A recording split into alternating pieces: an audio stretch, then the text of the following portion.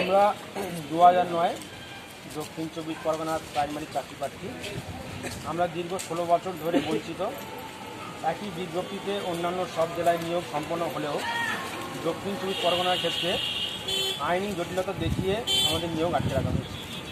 দীর্ঘ 16 বছর ধরে আমরা বিভিন্ন আইনি জটিলতা কাটিয়ে যদিও উঠেছি, আমাদের সুপ্রিম কোর্ট থেকে একটা স্ট্যাটাস দিয়ে আমাদের নিয়োগটা আটকে রাখা হয়েছে। যে কেসটার কোনো ভিত্তি নেই।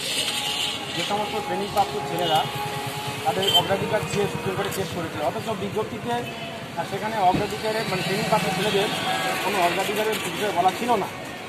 সেই ভিত্তিহীন কেসটা দিয়ে আমাদেরকে নিয়োগটা আটকে রাখা হয়েছে।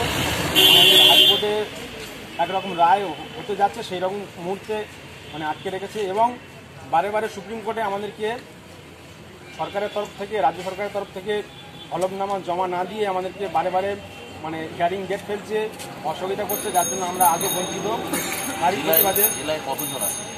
জেলায় আমরা মোটামুটি আমরা খুব অল্প সময় পড়ে আছি, প্রায় 850-900 জন পড়ে আছি এবং আমাদের সিটও অনেক শূন্যপদ অনেক রয়েছে। দক্ষিণ চব্বিশ পরগনায় ওই রকম আছে এবং শূন্যপদ যথেষ্ট শূন্যপদ রয়েছে এবং যোগ্য যাদের নাম্বার একাডেমিক স্কোর অনেক হাই এবং ঠিক বেঁচে সেই সমস্ত ছেলেরা বাদ পড়ে যারা স্টার মার্ক পাওয়া ছেলে তারাই বঞ্চিত।